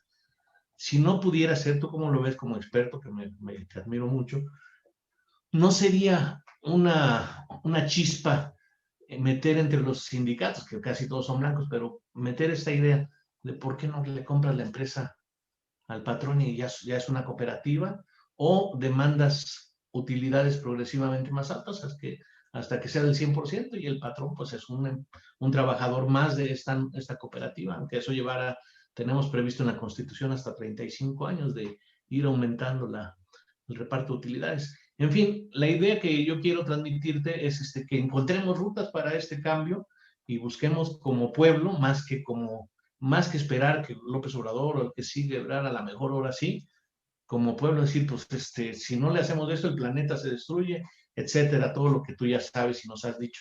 Pero entonces busquemos una salida y nos pongamos de acuerdo y vayamos coordinando y vayamos buscando como si estuviéramos en la edad de piedra, empezando a construir lo alternativo, como decíamos nosotros, instituciones y organizaciones alternativas que vayan como conformando un nuevo entramaje social de escuelas alternativas, de economía alternativa, de salud alternativa, de todos los sectores, hasta que podamos rebasar en esencia al esquema capitalista, que tampoco es tan ágil, también está atorado en muchas cosas. O sea, los gobiernos estos que parecen tan poderosos, en realidad están bastante entrampados. Lo que pasa es que nosotros estamos como pueblo mucho más desorganizados, pero si nosotros generáramos un poquito de organización, probablemente pudiéramos empezar a generar otras posibilidades más allá de los gobiernos, independientemente de que aprovechemos lo que se pueda de lo que López Obrador pudiera apoyar o Sheinbaum, pues adelante, ¿no? Pero más ver en la organización y ahí en ese mismo proceso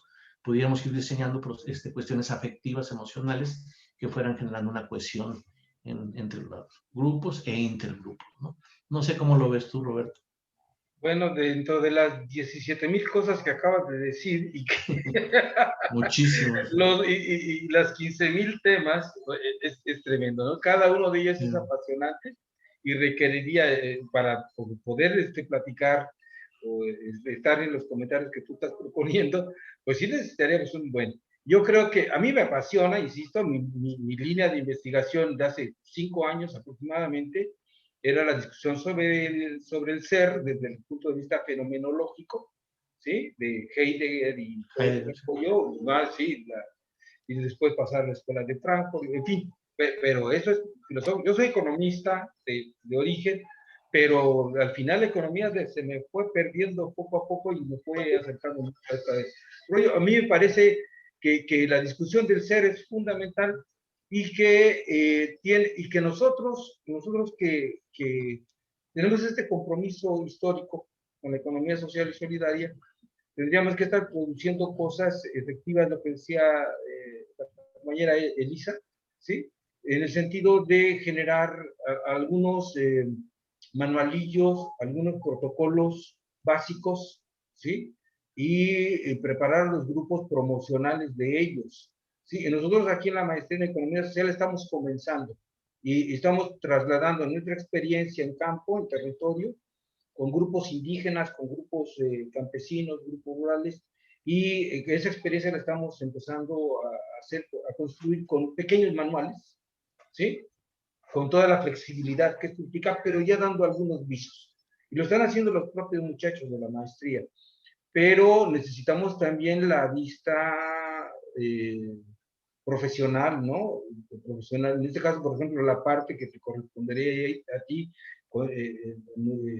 Eduardo, sería más bien en el terreno psicológico, ¿no? La parte muy fina y que sea algo más o menos comprensible y atrapable, ¿no? En los talleres o el trabajo cotidiano.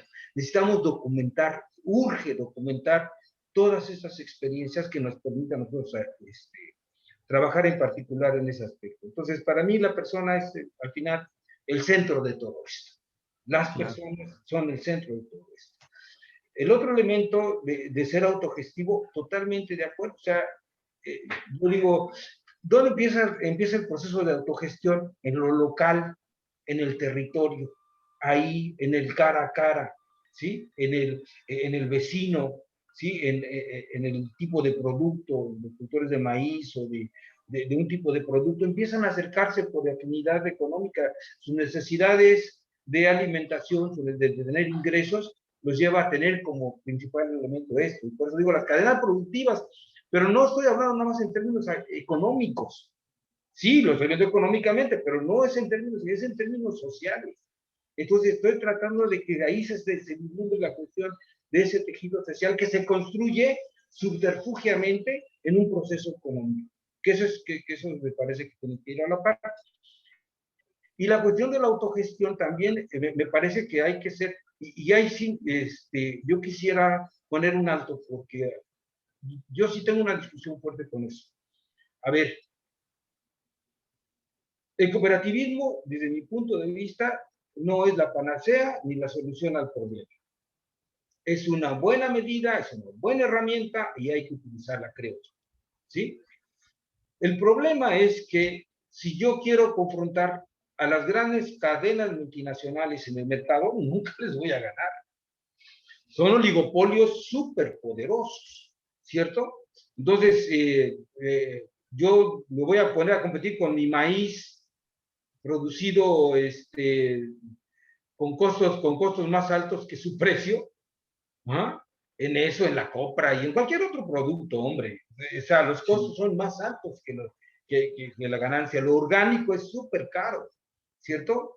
Entonces, vaya, si queremos llegar a competir con ellos en el mercado, no tenemos los recursos financieros para eso. Ni los canales, ni la estructura para hacerlo. Entonces sería muy decepcionante para un productor decirle que se está organizando para producir, tener mayores ingresos, ¿sí? Cuando el mercado me lo va a azotar feamente. Y le estamos resolviendo el problema al Estado.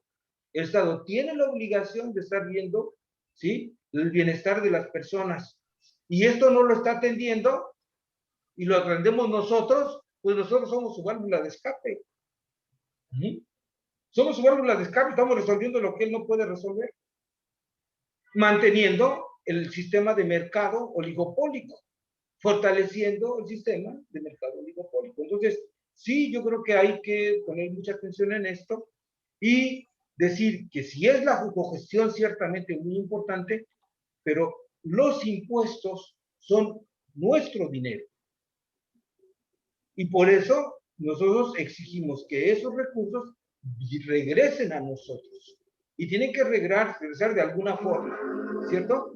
Entonces, lo que les decimos a los compañeros, no se hagan dependientes del gobierno. El gobierno no les va a venir a resolver el problema, pero sí el gobierno tiene que apoyar nuestros procesos, ¿sí? Nuestro proceso lo tiene que apoyar por esta razón, no por otra, ¿cierto? Entonces, no hay que depender de ellos, pero tampoco hay que dejarles de exigir lo que les corresponde cumplir, ¿cierto? Entonces, ¿cómo lo hacemos en términos prácticos aquí? Nosotros tenemos una relación con la Secretaría de Planeación del municipio, ¿sí? Entonces, les digo, miren, a ver, ustedes no me den dinero, nada, a mí no me den dinero, a la maestría no le den dinero.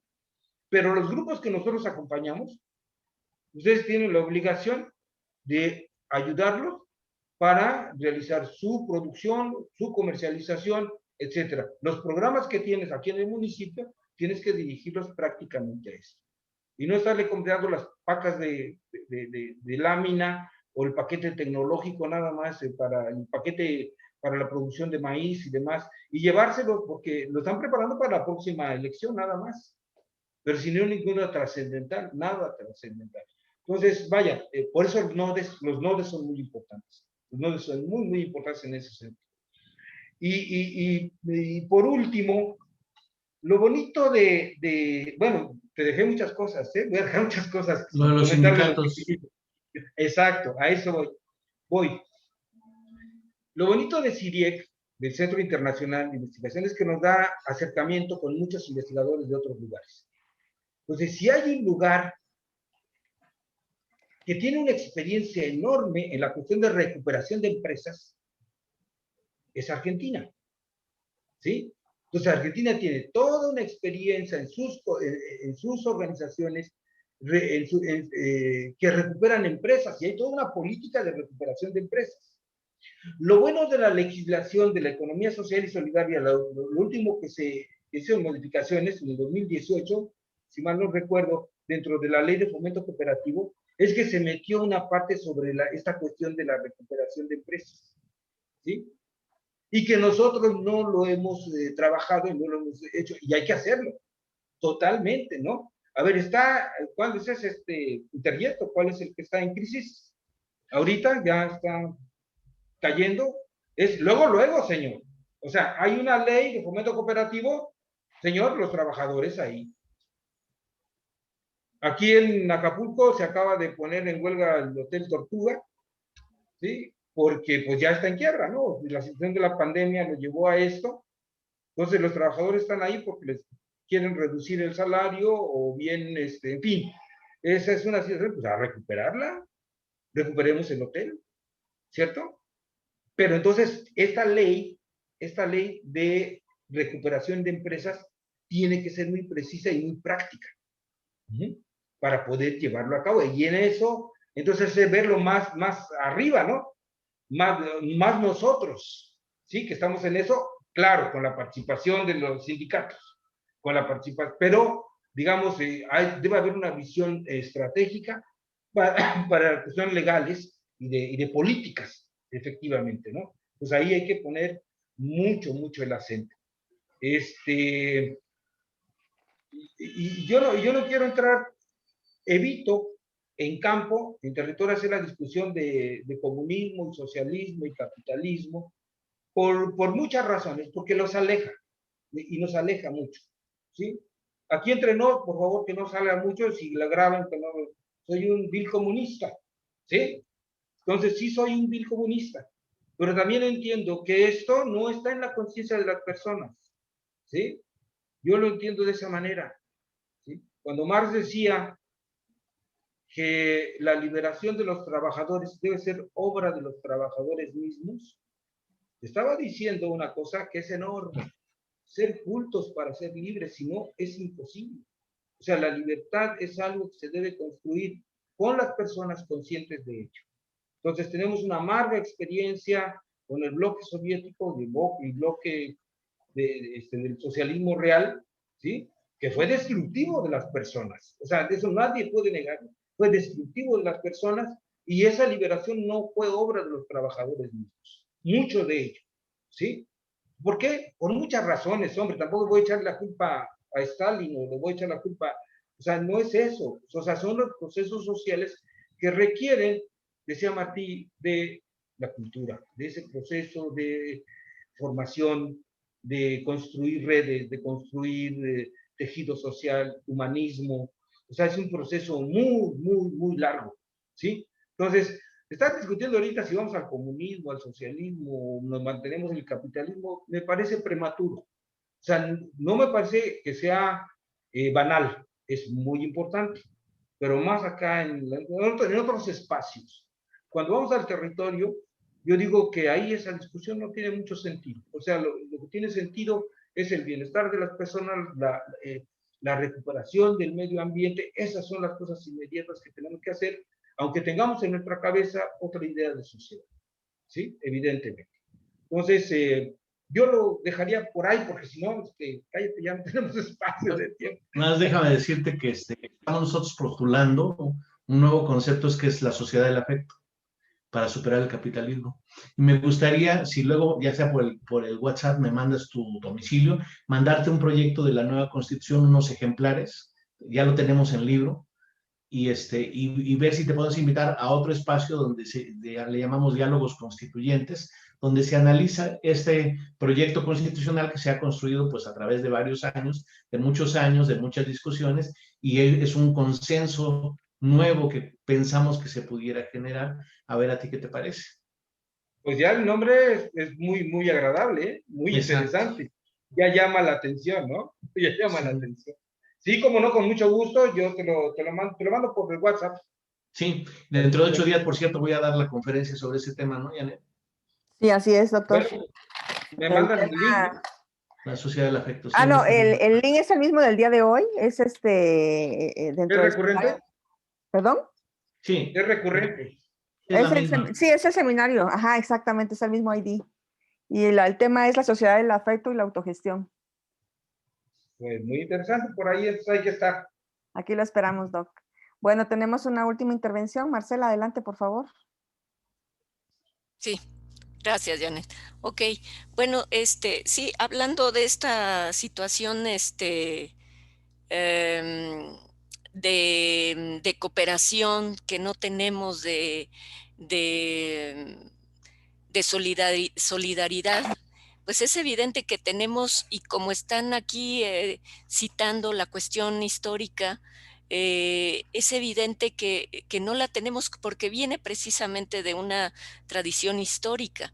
Precisamente nosotros estamos estructurados bajo los términos de la ilustración, de la enciclopedia, de los enciclopedistas, ¿no?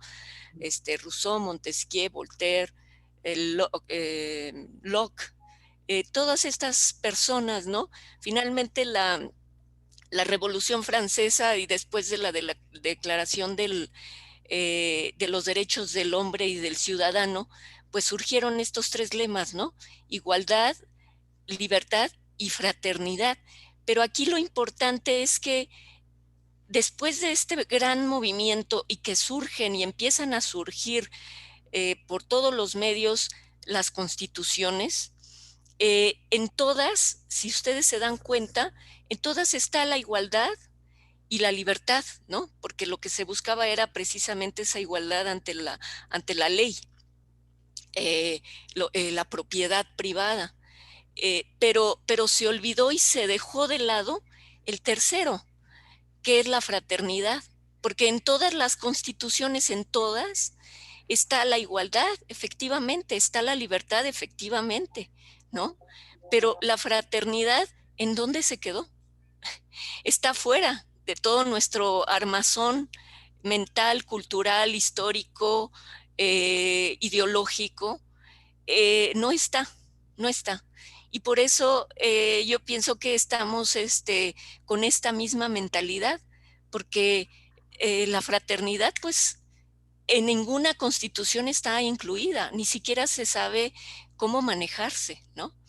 Entonces, en la nueva constitución, que se trata la sociedad del afecto, pues sería muy importante que se incluyera esta tercera punto, ¿no? Que es la fraternidad, y que es algo que yo oí y que de hecho sí, es algo que me cayó el 20, que fue una discusión que tuvieron, por ejemplo, Paco Ignacio Taibo y un liberal francés precisamente, que se llama Jean-Luc, decían, sí, desde antes de que se diera los enciclopedistas, ya se hablaba de este derecho natural del ser humano, ¿no? De la libertad, del respeto, sus derechos básicos, imprescriptibles, pero realmente jamás se habló de este término fraternidad. Entonces está de lado, ¿no? Nunca se ha incluido. Y yo creo que por ahí viene todo este problema, por ahí viene toda esta mentalidad que tenemos, pues que no incluye pues lo que es natural al hombre, ¿no? Que es la fraternidad.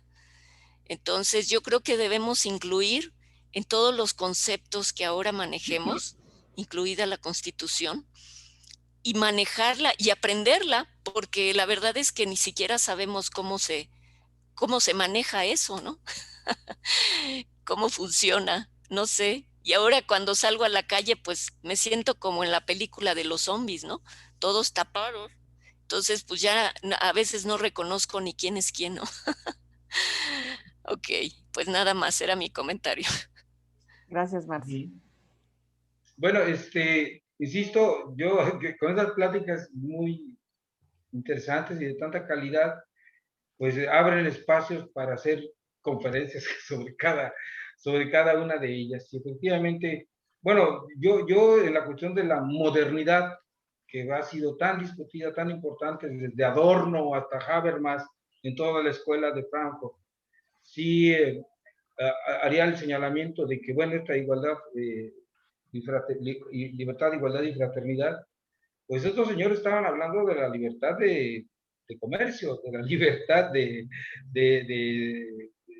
burguesa, ¿no? De una libertad con apellido, ¿sí? La Y también libertad de hablaban estar de, desempleado. ajá, la libertad de vender tu fuerza de trabajo, ¿no? Bueno, en fin, yo creo que ahí hay una crítica muy, muy interesante de la Escuela de Frankfurt. Bueno, de hecho, así nace toda esa crítica a la modernidad surgida de la Revolución Francesa y que, bueno, tiene que replantearse. Esta cuestión de democracia, por ejemplo, la democracia también ahí tiene apellido, ¿sí? Entonces, esta forma de votar, ¿sí? A nuestros gobernantes, discúlpenme, pero ni es lo mejor, ni es lo más aceptable, por favor, ¿sí? O sea, si yo quiero ver que alguien me represente, con un voto no lo estoy logrando, de veras, no lo estoy logrando. Necesitamos nuevas formas de representatividad. ¿Ah? Claro que si tú tomas otras formas de representatividad, el tío Sam va a decir que eres un dictador o que eres un, ¿cómo se llama? Fundamentalista o que eres un, o sea, porque no tienes el modelo, ese modelo de votar, ¿no? Para poderlo tener las representaciones. Cuba tiene una forma diferente de hacer su representación, independientemente de que funcione o no funcione, pero es diferente, ¿sí? Pues yo digo, también tenemos que inventar nuestras nuevas formas. El consenso, decía Eduardo hace rato, Marco, ¿no? O sea, el consenso es algo tan importante, tan interesante, ¿sí? Que nos lleve, que evite la confrontación banal que tenemos el día de hoy de polarización. Aunque bueno, también ya quiero evitar esto de polarización. Los medios de comunicación lo manejan muchísimo. Polarización, pues es cuando hay sí, dos fuerzas, ¿no? Y discúlpeme, pero aquí no hay dos fuerzas, realmente es una sola fuerza con unos cuantos ahí tipos que están defendiendo sus intereses. Eso no es polarización, discúlpenme. Eso no es polarización, esta sociedad no está polarizada, ¿sí? Lo que están polarizados son los medios de comunicación, eso sí, estoy de acuerdo, pero no la sociedad misma. Hoy hay, no sé, López Obrador tiene ahorita 70%, y estoy de acuerdo o no con él, anda por arriba del 70% de aceptación. Entonces, por favor, esa no es una sociedad polarizada, ¿cierto? Claro. Entonces, en fin, la cuestión es que sí, nos hace falta la cuestión de la fraternidad, pero también tenemos que ponerle, y eso sería mi último planteamiento, tenemos que ponerle apellido a la fraternidad, a la igualdad y a la libertad. Tenemos que describirla y decir qué entendemos por esas cosas, ¿cierto? ¿Qué entendemos? Porque no es lo mismo, pues, no es lo mismo lo que entendemos por libertad unos y otros, ¿sí? Entonces, no entendemos lo que es la justicia para unos y para otros. Bueno, ahí Marx hace un estudio enorme sobre lo que es el derecho, ¿sí? y lo que ha sido el derecho en esta sociedad capitalista, ¿no? Entonces, ¿qué es el Estado? Hay una discusión muy franca sobre qué es el Estado, y bueno, no si entendemos, ¿no? Sino si estamos de acuerdo con este planteamiento, estamos de acuerdo, diremos, ¿sabes qué? Hay que hacer a un lado todo eso y hay que reconstruir esta sociedad con nuevas formas. Y esas formas, me parece que un muy buen puente, y por eso estoy aquí, ¿sí? Un muy buen puente es la economía social solidaria, ¿sí?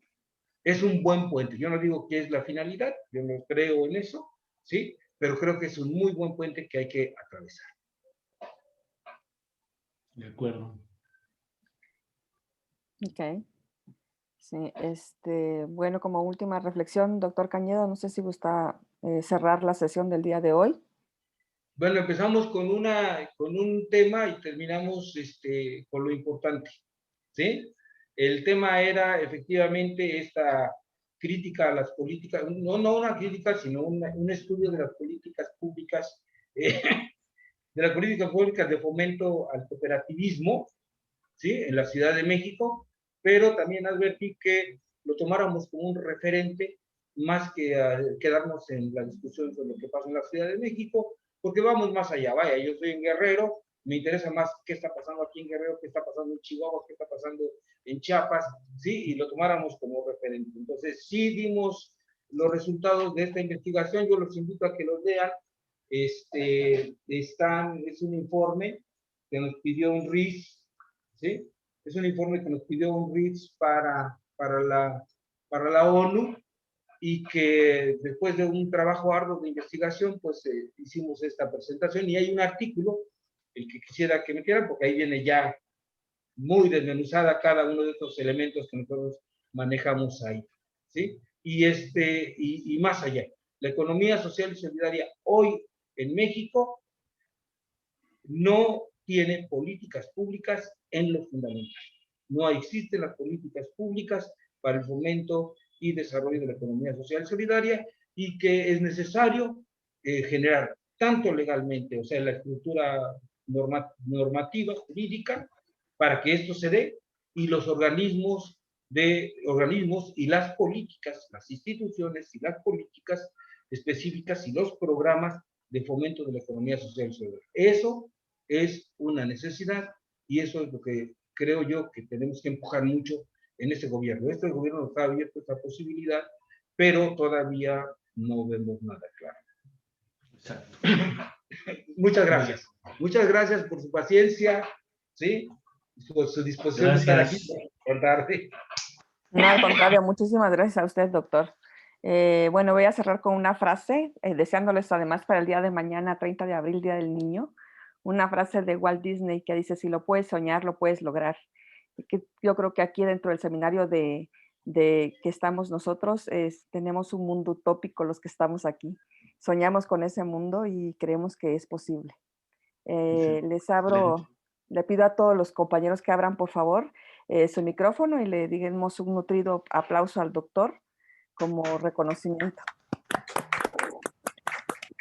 Agradecimiento. Gracias. Gracias. Gracias, Roberto, muy interesante. Muchas gracias a todos ustedes.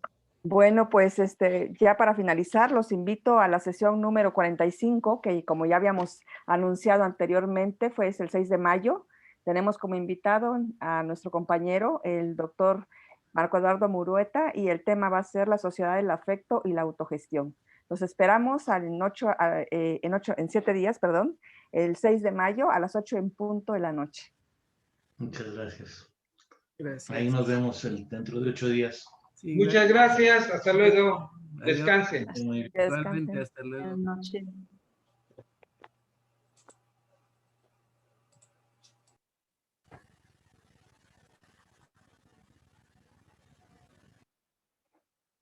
Bueno, ahora sí ya estamos el equipo. Ya. Faltó Alberto. Sí, nos faltó Alberto y Olaf. Igor. Y José María, que creo que le está José fallando María, su no sé internet. qué. Ajá, exactamente, ya no ha entrado. No ha Sí. entrado. Está Y ocupado. bueno, falta un poquito de entrenamiento para el uso de la sala. Sí, Sí. la verdad es que después de que, es que yo la verdad me hice bolas porque después de que dice ingresar, hay muchas opciones. Entonces ahí ya no supe para dónde. A ver, Primero, lo que sí es que no deben entrar las dos por la misma. Sí, es que como Entonces, a mí, sí, me encomendaron la función, dije, bueno, pues la voy a abrir, ok. pero después ya no supe qué. Yo pero creo que bueno, entonces nos tenemos que poner de acuerdo en el WhatsApp. ¿Quién lo abre? Si lo vas a Sí, abrir tú, Marce, pues entonces sí, yo me espero y ya entro yo con el ID sí, nada más. ok, Si lo voy a ok, abrir, yo te aviso, o sea, quien llegue sale, primero Janet. para que así. Yo Sí, sí lo que hice fue que como a las 8 en punto vi que normalmente como tienen abierta otra sala, Doc, entonces yo esperé que dieran las 8 en punto y dije, órale, pues para sí. abrir y ya estar esperando a la claro, gente. Entonces, Lo que se ve es que Janet tienes un poquito más de familiaridad con el Zoom que de lo que tiene sí, Marce. sí, Pero la idea es que Marce te entrenes. sí, sí, ajá, sí, doctor. Por eso les preguntaba, porque, bueno, ya no Entonces, recuerdo la pantalla, pero dice que hay que unirse y entonces meter el ID. así, Pero nunca exactamente. encontré esa parte donde dice unirse. Puede Hay, ser, es que hay tres palabras que utilizan. Dos en español, una es unirse o entrar. ok. Y Ha de haber en sido inglés, entrar, cuando está en inglés es joint. join. Ok, Tú eres entonces la voy maestra a de inglés, buscar, entonces no hay ujú. la mucho voy a problema. buscar. Sí, no, Pero lo primero que tienes que buscaba esa. ingresar. Es que Sí, como yo tengo la de in- aplicación también, o sea, tengo el programa ingresar de, sí, ingresar no me causó problema. ok, El problema fue cuando ya estaba dentro y yo buscaba unirse y no encontraba. No sé cómo le hice, pero yo entré. ok, Lo que pasa es que me faltó meter el ID. ok. Sí. Hay que quitar la grabación, por favor, en este caso, Ay, Janet. perdón.